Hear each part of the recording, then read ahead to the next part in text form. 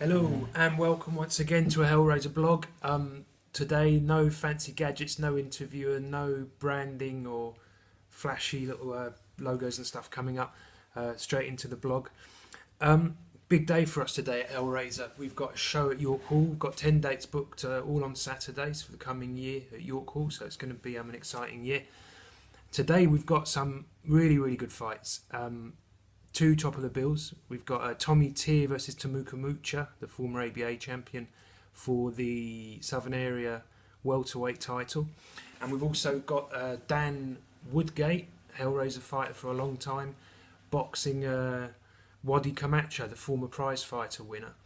So I'm going to give you predictions for those two, plus a lot of people have been ringing me and texting me for my opinions of FramptonQuigg and Shinkwin versus Hosea Burton. Right, the Quigg and Frampton, I've not put anything on any social media because obviously I've got a show on the same day. So I love Carl and I hope he does well. But I am going to give my prediction and also my reasons why and a bit of insight into the fight right at the end of the blog. Okay, so to start with, right, if you're ever wondering when I give tips on fights where to bet, there's a website called iBetBoxing, which they've actually sponsored some of our shows. I came across them because they put odds on like loads of fights you wouldn't find odds for anywhere else. You'll find them on iBetBoxing. So we started, just getting closer to them and sort of, it's good because for me, obviously, I can, if I want to put a bet, I can put a bet on a fight. So their odds, they've got Camacho a strong favourite 4-9. He was actually stronger at the beginning, but obviously more people have bet on Woodgate than they have on Camacho because Woodgate's price has come down. He's now at 13-8. I think anything above evens is like really good value for Dan Woodgate. He hasn't had the experience or the boxing at the high level that Camacho has, but he didn't have that good amateur career. But we've built him in the professionals and developed him, and I think, look, if he's ever going to win a Southern Area title, this is his chance to do it.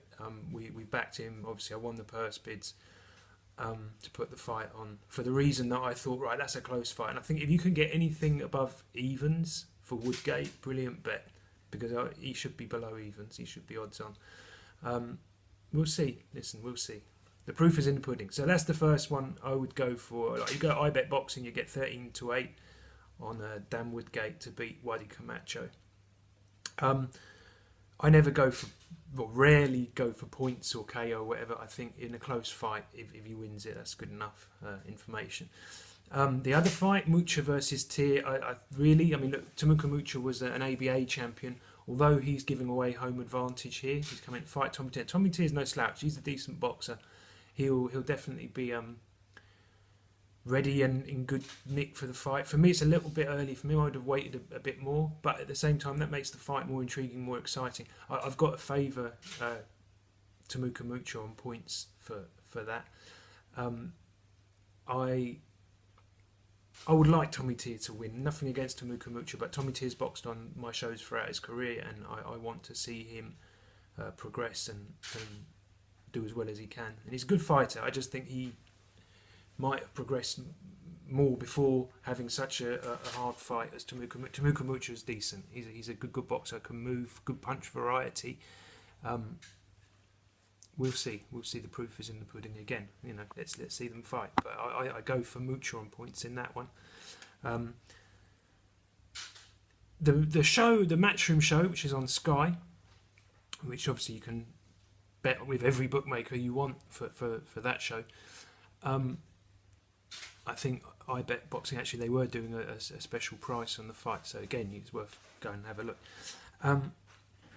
BurtonShinkwin, why I think I got so many people asking me about that. I managed Shinkwin at the start of his career. We took him to Frank Warren, and he sort of bounced around a little bit. And anyway, now he's got a fight with Hosea Burton, who's very tall. Probably the first time Shinkwin actually would have been in with a taller boxer.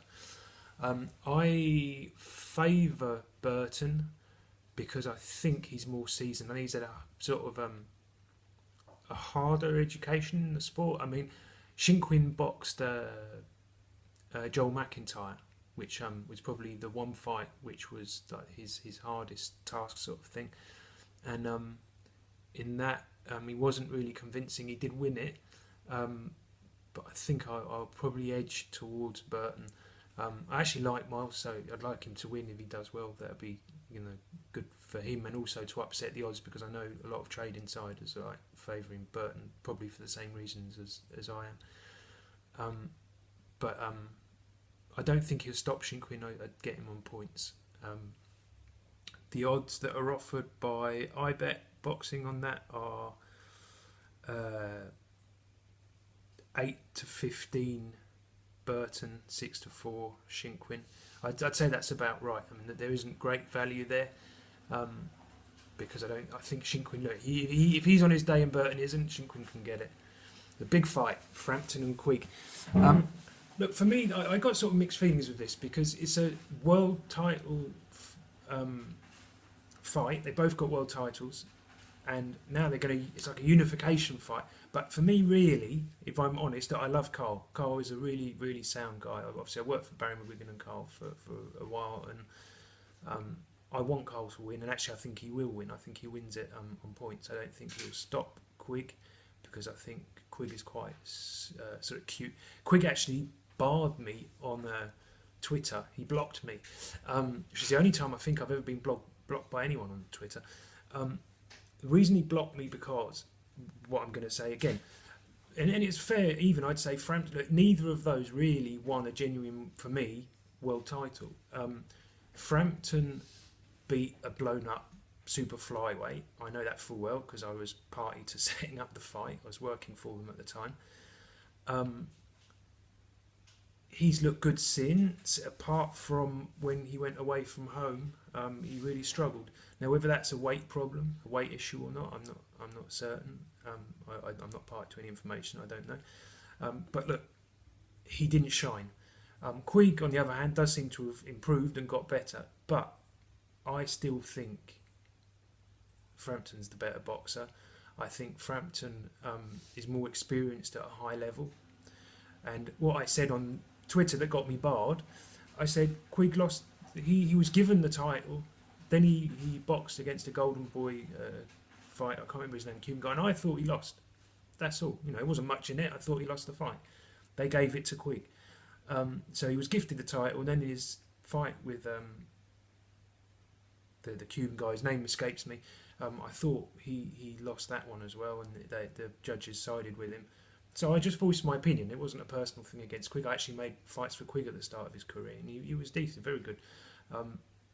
So my issue with it, you know, world title limit is unification, is that Rigo is out there, and you can't deny it, and he's the best at that weight at the moment. If the winner of this, I presume at some point is going to fight Rigo, and then we'll see.